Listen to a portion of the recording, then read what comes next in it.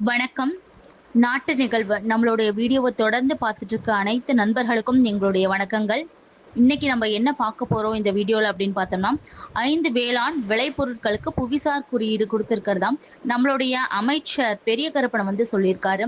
என்ன அப்படின்னா, ஆயக்குடி கொய்யா, கப்பல்பட்டி, கரும்பு, முருங்கைக்கு புவிசார் குறியீடு குடுத்திருக்கிறதா அவர் வந்துட்டு சொல்லியிருக்காரு. அனௌன்ஸ் பண்ணியிருக்காரு. 5 வேளாண் விளைபொருட்களுக்கு புவிசார் குறியீடுன்னு சொல்றாங்க. அது என்னென்ன அப்படின்னு பார்க்கலாம். காலநிலை மாற்றத்தினால் ஏற்படும் சவால்களை எதிர்கொள்ள திறனுடைய கிராமங்கள் உருவாக்கப்படும். 1.35 கோடி செலவுல வந்துட்டு அது நடக்கும் அப்படிங்கறது சொல்லியிருக்காரு. உணவு பாதுகாப்பிற்கும் ரூபாய் 12,500 கோடி ஒதுக்கீடு பண்ணியிருக்கிறாங்களாமாம். உணவு அப்படிங்கிறது ரொம்ப ரொம்ப எல்லாருடைய வாழ்க்கையிலும் மிகவும் முக்கியமானது. எத்தனையோ ஏழை எளிய மக்கள் சாப்பிட்றதுக்கே வசதி இல்லாம இருக்காங்க. ஸோ அப்படிங்கிற உணவு பாதுகாப்புங்கிறது ரொம்ப முக்கியம். 12,500 கோடி வந்து ஒதுக்கியிருக்காங்க. 2025, 2026 ஆண்டில் உணவு பாதுகாப்பிற்கும் 12,500 கோடி ஒதுக்க போறதா சொல்லியிருக்காங்க நிதி வந்துட்டு. இது வந்து நடக்க போற உள்ளாட்சி தேர்தல் அப்ப வந்து எல்லாமே சொல்லுவாங்க அப்படின்னு எதிர்பார்க்கப்படுது. இது எல்லாமே இப்ப வந்து ப்ரிப்பேர் பண்ணிட்டு இருக்காங்க. உணவு பாதுகாப்பிற்கு 12,500 கோடி ஒதுக்கீடும், பயிர்க்கடன் தள்ளுபடி திட்டத்தின் கீழ் தற்போது வரை 10,000 கோடி வட்டி தமிழ்நாடு அரசால் விடுவிக்கப்பட்டுள்ளது அப்படின்னு சொல்லியிருக்காங்க.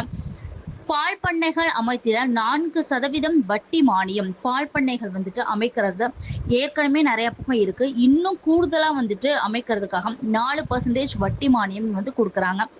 5,000 சிறிய அளவிலான பால் பண்ணைகள் அமைத்திட தமிழ்நாடு அரசின் 4% வட்டி மானியம். உணவு பாதுகாப்பிற்கு 12,500 கோடி ஒதுக்கீடு. அதான் நம்ம ஏற்கனவே பார்த்த மாதிரி பயிர்க்கடன் தள்ளுபடி அப்படிங்கிறது மிகவும் முக்கியமான ஒன்று. பயிர்க்கடன் தள்ளுபடி திட்டத்தின் கீழ் தற்போது வரை 10,000 கோடி வட்டி தமிழ்நாடு அரசால் விடுவிக்கப்பட்டுள்ளதுன்னு சொல்லியிருக்காங்க.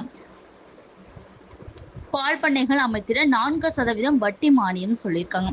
5,000 சிறிய அளவிலான பால் பண்ணைகள் அமைத்திட தமிழ்நாடு அரசின் 4% வட்டி மானியம் அப்படின்னு நம்மளுடைய அமைச்சர் பெரிய கருப்பன் வந்து இந்த தகவல்களை எல்லாத்துக்கும் சொல்லியிருக்காங்க. பால் பண்ணைகள் அமைத்திட 4% அப்படிங்கிற மாதிரி ஊரக வளர்ச்சி ஊராட்சித்துறை நீர்நிலைகளில் 1 கோடி மீன் விரலிகள் இருப்பு வைக்க 75 லட்சம் ஒதுக்கீடு செய்ய போறதாகவும் சொல்லியிருக்காங்க. இந்த தகவல்கள் எல்லாமே வந்துட்டு எல்லாம் ப்ரிப்பேர் பண்ணி எல்லாமே வெளியாயிடுச்சு.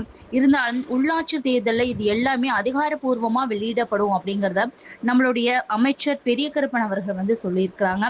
நம்ம வந்துட்டு பொறுத்திருந்து பார்ப்போம். இந்த நடக்கக்கூடிய 2026 நடக்கக்கூடிய உள்ளாட்சி தேர்தல் வந்துட்டு மிகவும் ஒரு சவாலான ஒரு உள்ளாட்சி தேர்தலாகவும் இருக்கும். அதே மாதிரி மக்களுக்கு கிடைக்க வேண்டிய எல்லா பொருட்களும் நிதியுமே எல்லாத்துக்கும் கடன் தள்ளுபடி எல்லாமே கிடைக்கும்னு சொல்லி நம்ம வந்து எதிர்பார்க்கப்படுது. வெயிட் பண்ணி என்ன நடக்குது அப்படிங்கறத பார்ப்போம். நம்மளுடைய வீடியோவை தொடர்ந்து பாருங்க, ஸ்கிப் பண்ணாம பாருங்க. சப்ஸ்கிரைப் பண்ணிக்கோங்க, லைக் பண்ணிக்கோங்க, ஷேர் பண்ணிக்கோங்க. Thank you friends.